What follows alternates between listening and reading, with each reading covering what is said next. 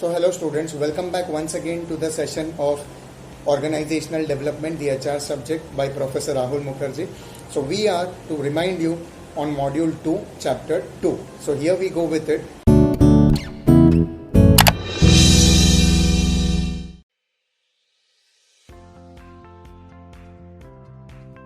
जैसा मैंने last video में कहा था, we are going to move ahead with re energising. Organisational diagnosis करना बहुत ज़रूरी है to understand how to take an approach in organisational development, right. तो डायग्नोज करना मतलब चीज़ों को समझना, एम्प्लॉयज़ को समझना, परखना, ठीक है. But before that I need to inject a particular inspiration, encouragement amongst the employees और स्टाफ ऑफ द ऑर्गेनाइजेशन. और वो कहाँ से आएगा? वो यहाँ से आएगा कि हमें उनको री एनर्जाइज करना पड़ेगा. री एनर्जाइज का मीनिंग क्या है?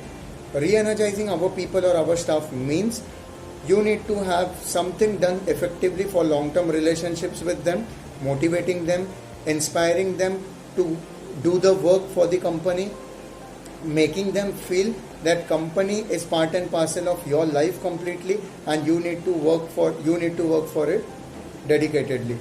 So boosting their morale, ठीक है, touching their motivation quotient, ठीक है, doing right things at right time for them, what instigates them, motivates them, inspires them, influence them to achieve their targets. Here are 10 ways that can re-energize the team in a company. So they are basically get to know the team members very well in an organization, because organization is divided into various hierarchies and horizontally into various teams.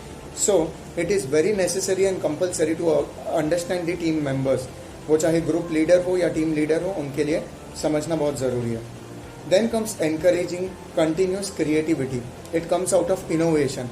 Innovation means कुछ नए ideas आएंगे तो creativity जागेगी. तो वो platform देना चाहिए employees को हर एक डिपार्टमेंट में, हर एक ऑर्गेनाइजेशन में, कि come out with new ideas and suggestions which can improve the work level. Then comes take continuous feedback. Celebrate small achievements in the organization or of the department. Learn from the failures as well.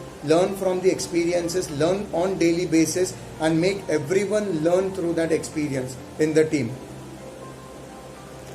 Apart from this, also a company, the head members, the bosses, the CEO should also learn things from their employees down the line. Because it always happens कि on field, ground level पे जो काम कर रहे हैं, उनको सारा दुख दर्द पता होता है कि वो लेवल पे क्या प्रॉब्लम्स फेस कर रहे हैं. सो वो समझ के चीज़ों को, पॉलिसीज बनाना या चीज़ों को अप्लाई करना becomes important. Apart from that, don't let the employees forget the big picture of the organization की if you achieve this, the project will be achieve, you may get promotion, increment, company में work well, brand image आपके साथ connect हो रहा है, etcetera. Also be empathetic with them. Sympathy दिखाना मतलब दया दिखाना, जो प्रोफेशनली पॉसिबल नहीं है. एम्पैथी मतलब प्रोफेशनली आप उनके चीज़ों को कंसिडर कर रहे हो, आप उनके इमोशंस को भी एक लेवल तक कंसिडर कर रहे हो और प्रोफेशनली काम करवा रहे हो, ठीक है. Refocus on effective strategies when needed, effective changes when needed. Be a role model to them as a leader, as the top level management, as the director और as the team leader, and always praise their work. Whatever they do, they are trying their level best, because even employees try to justify their salary. No one is bad here, right? Everyone focuses on to achieve something in their life. Always remember to appreciate their work. That is important for you HR professionals also in future. The next talks about business process re-engineering. Now, organizational diagnosis, organizational analysis से हम री-एनर्जाइजिंग में आए. अब उसको री-इंजीनियरिंग कैसे बोलते हैं professional language में in companies, that you can see here. इसको BPR बोलते हैं, बिजनेस प्रोसेस री-इंजीनियरिंग. जो मैंने आपको अभी बताया, री-एनर्जाइजिंग के लिए क्या क्या करना है: boosting employee morale, getting them into work which motivates them, which is also beneficial for the company, influence them to get into work productively, quality standards maintain करें, right. Apart from that, engaging them into team work so that वो isolate ना हो जाए. Bonding बनाना ज़रूरी है, commitment level, dedication बढ़ाना ज़रूरी है. और ये सब आएगा जब structures, pattern of doing work को चेंज करो from time to time. Daily routine work becomes a boredom, monotonous and stereotype for everyone. Right. इसको चेंज करना ज़रूरी है कि आप क्या मसाला ऐड करते हो in the work, so that it creates a spark amongst the employees to work very well with enthusiasm. Here is the business process re-engineering elements that you can see in the figure for you all. I have put an image for you all. Initiate change. पहले तो envision new process. पहले आपको vision रखना है कि आप एक नया प्रोसेस इंप्लीमेंट कर रहे हो. इनिशिएट करो उस चेंज को. प्रोसेस का डायग्नोसिस करो कि एट प्रेजेंट क्या चल रहा है. न्यू प्रोसेस के लिए डिजाइन्स बनाओ, राइट, कि ऐसा हुआ तो प्लान बी रेडी है, ऐसा हुआ तो इसका परिणाम क्या होगा, रिजल्ट्स क्या आएंगे. Reconstruct things if necessary. Process को मॉनिटर करो from time to time and finally implemented to check whether whatever you had expected as business re-engineering, reconstructing, remaking of things, right, remake होते हैं आजकल गाने आपने सुना होगा, तो remaking things brings innovation, creativity in that, right. तो मैं उससे ही रिलेट करके आपको बताऊंगा कि जब वो आता है तो एक बैंग ऑन सपोर्ट मिलता है हर एक चीज को, कंपनी को भी और व्यूअर्स को भी अच्छा लगता है. And that is what BPR in company is all about. It talks about coming out with something new at corporate level connected to the goals. The next is steps in business process re-engineering. आपने बहुत सुन लिया, ऐसे करना है, वैसे करना है, steps ये है, process ये है, elements ये है, but I'm sorry, steps का पार्ट कट करना. Initiatives ये लेना है, elements ये है, हम ऐसे कर सकते हैं तो ऐसा होगा, but steps क्या है, कैसे करें. तो पहले सबसे first define the organizational objective or goal. Second,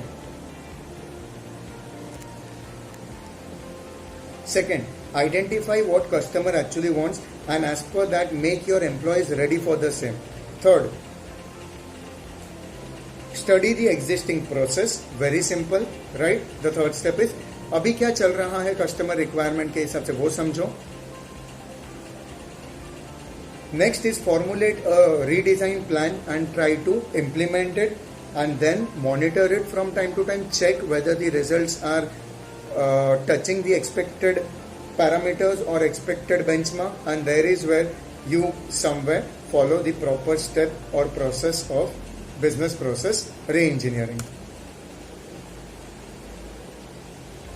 The next that talks about is leadership agility and organizational effectiveness in achieving it. So leadership with organizational development या diagnosis. Obviously leadership means taking initiative, inspiring people, achieving things, influencing people by my own act, जैसे धोनी जी करते हैं, जैसे big people in the corporates like Ambani जी खुद काम पे उतर जाते हैं to inspire their employees.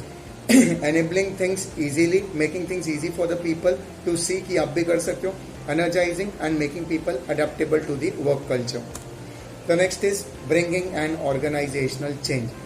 So here that you can see is organizational change is a movement of an organization from one state of affairs to another, completely transforming things as per the necessity, the need of the hour, and then after changing the entire environment, achieving the expected results that is needed.